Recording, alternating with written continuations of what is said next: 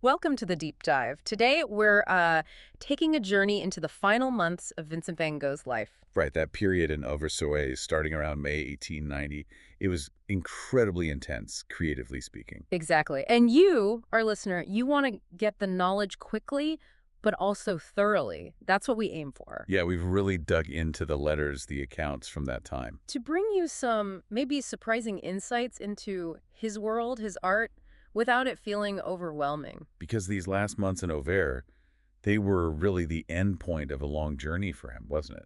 His pilgrimage, as he called it. He was trying to get away from the commotion of city life in Paris. He hoped Auvers would be quieter, a sort of sanctuary for his art and for him. And it's there, in Auvers, that he connects with Dr. Gachet. Yes. The doctor. Homeopathic, but also dealt with psychiatric issues. Van Gogh's first take on him was, well, pretty sharp, wasn't it? Yeah. Now, when one blind man leads another blind man, don't they both end up in the ditch? Tells you a lot about Van Gogh's skepticism, even as he needed help. But Gaucher was also an artist himself, a printmaker.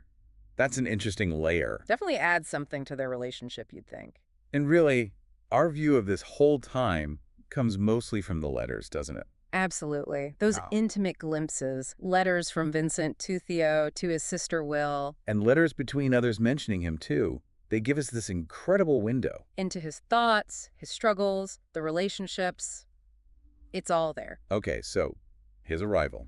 Just before he leaves Paris, Johanna, Theo's wife, meets him. Right. And her description is quite striking. Yeah, she paints him as a sturdy, broad-shouldered man with a healthy color, a smile on his face, a very resolute appearance. It kind of cuts against that popular image of the constantly tormented artist, doesn't it? It really does. But despite that positive first impression, He still felt that need to escape Paris, the Ah, noise. exactly, he retreats pretty quickly to the quiet of Auvers. So what does he start painting there? Well, interestingly, he goes back to some familiar themes. Those old houses. The ones with the mossy, thatched roofs? Yeah. You can see the connection, can't you? Back to Brabant, even Saint-Remy. And then there's the Auvers church painting. So famous now. Right, and the sources say it was like a new approach to an old subject. Reminds you of the Nieuwenan church tower he painted years before. It's like revisiting things, but with a different eye, shaped by everything we'd been through. He also found a model, Adeline Ravoux, the innkeeper's daughter. Yes, he did 3 small portraits of her. Blues and yellows, apparently quite striking.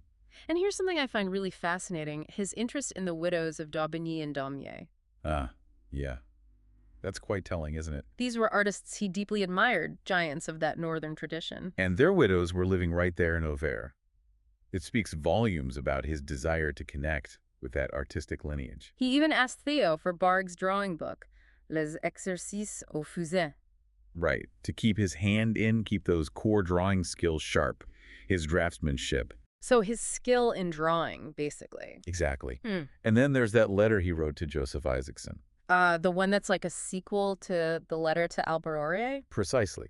It shows he's still really thinking about how his work is going to be seen, interpreted. He specifically wanted Isaacson to focus on the olive orchard series from Saint-Remy, didn't he? He did.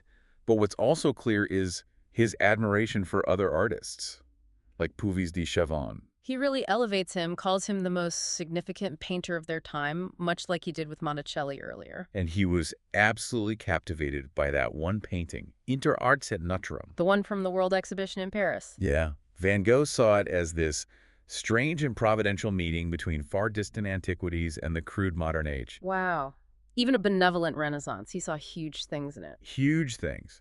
But then contrast that with how he felt about his own work with nature, particularly the olive trees. Right, back in Saint-Remy, he felt impotent. Yeah, like the natural force of the trees was overwhelming. He described his northern spirit having fallen prey to nightmares in the south. Hell, he hadn't quite captured them? Not yet. But he believed someone would. Maybe Puvis, maybe someone else.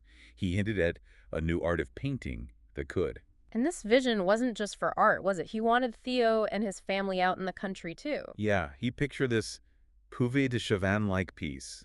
Lovely greenery, no factories. So his art ideals and his life ideals were really tangled together. Definitely. Which brings us back to Dr. Gachet. That relationship was crucial in Auvers. It developed quickly, it seems. Theo even saw similarities between them. In personality, even appearance. Yeah. And Johanna's description of Gachet's house. Oh, yeah. The workshop of an alchemist of the Middle Ages. Just packed with stuff. Van Gogh noticed that too. Called it full as an antique shop. Full to bursting with things that are not always worth bothering about. Awful, even. Huh. But he also saw potential there, right? For still lifes. Exactly. Always something for arranging flowers or for still lifes.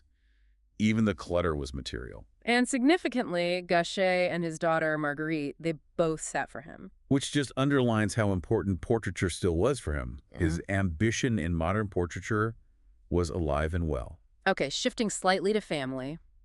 He saw Theo, Joe, and the baby in Paris. Which he was clearly thrilled about. But there was that worry. Theo's cough. Yeah, he was concerned about that, and he really hoped they'd visit him in Auvers. It seems like Gachet filled a bit of a gap there, maybe. A support system. He called him a perfect friend, even another brother. Acknowledged their similarities, physical and mental. And that Gachet was himself nervous and most odd, but supportive of new artists. That was key. So Vincent really got involved in Gachet's world, worked in his garden. Yes, and painted it.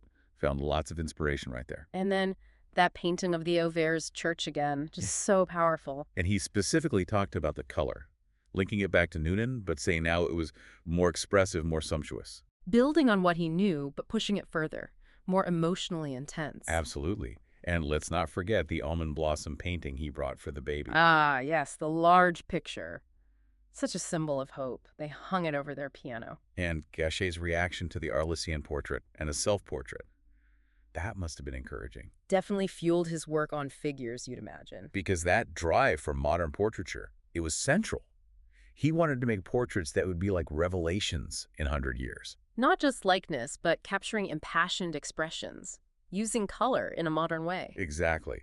He described the color so vividly in his letter to Will. Gachet's face like an overheated brick, his own self-portrait in delicate southern blue, the Arlesian's colorless and matte flesh tone. Using color to show inner feeling. Really innovative. And he even described the Puvis painting again to Will, stressing the bright colors, the simplified forms. Still seeing it as that Renaissance, inevitable but benevolent. That idea just wouldn't let him go. No, it wouldn't.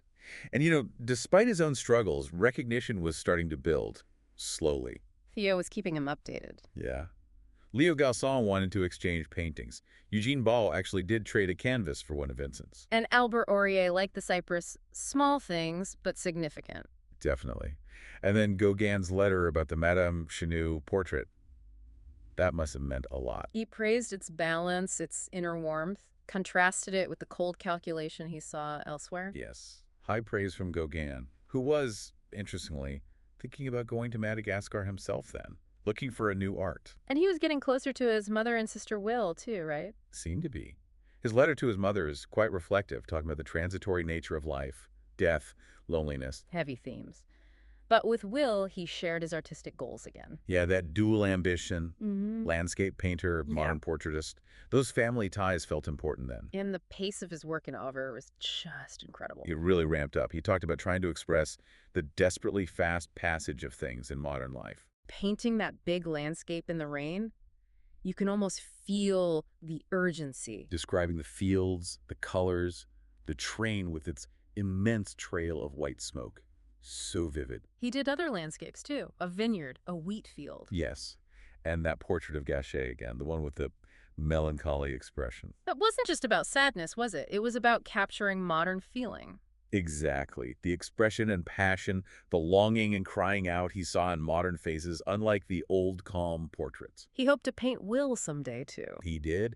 And he saw these landscapes adding up, forming a body of work in an oeuvre. He called one a study in the style of the harvest. Thinking about the bigger picture, his legacy. And Gachet's influence sparked an interest in etching again. Ah, right. He planned Prince of the Arlesian, the cypresses, inspired by Monticelli lithographs. Yeah, that Gachet owned.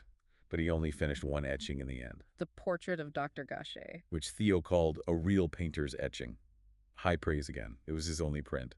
He kept painting flowers, too, and planned to paint Daubigny's garden, showing that connection to artists he admired.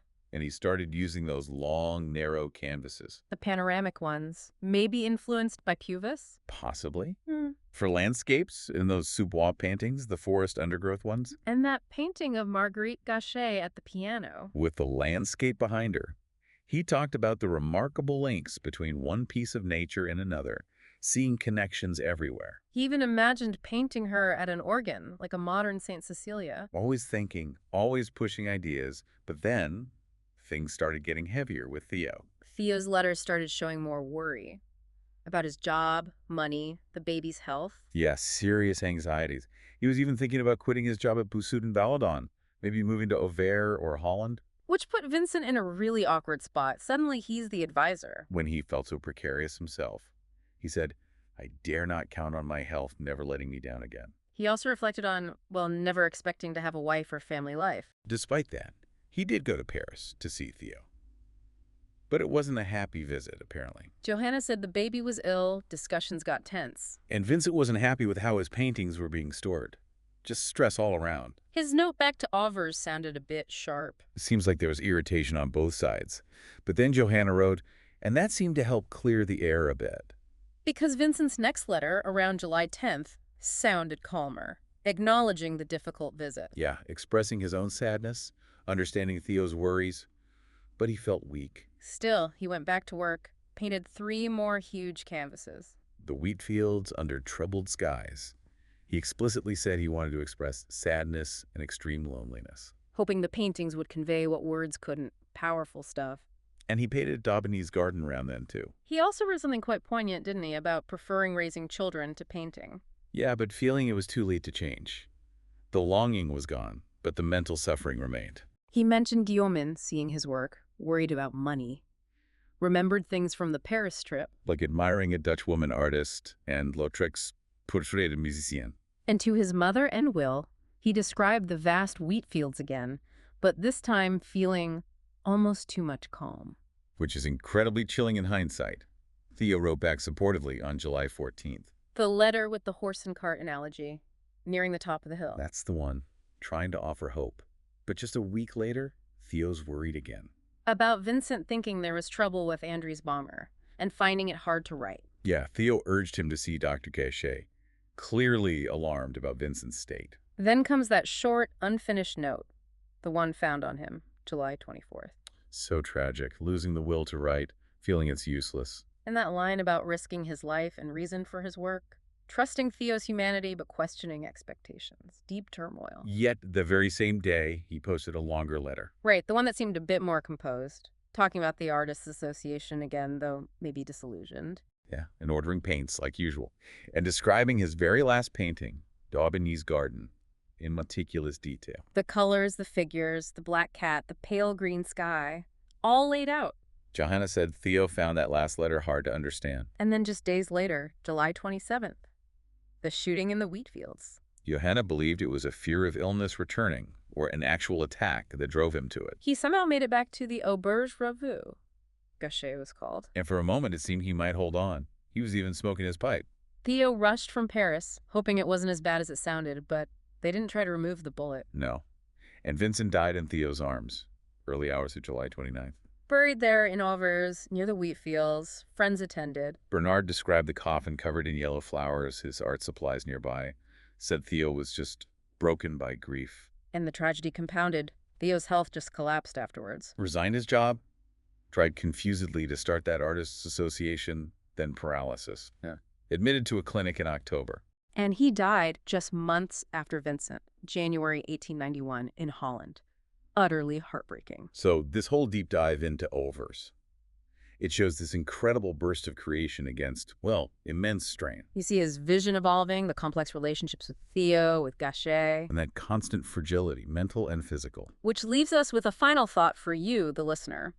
Think about that sheer amount of powerful art made in such a short, troubled time. What does it tell us about what drives creativity?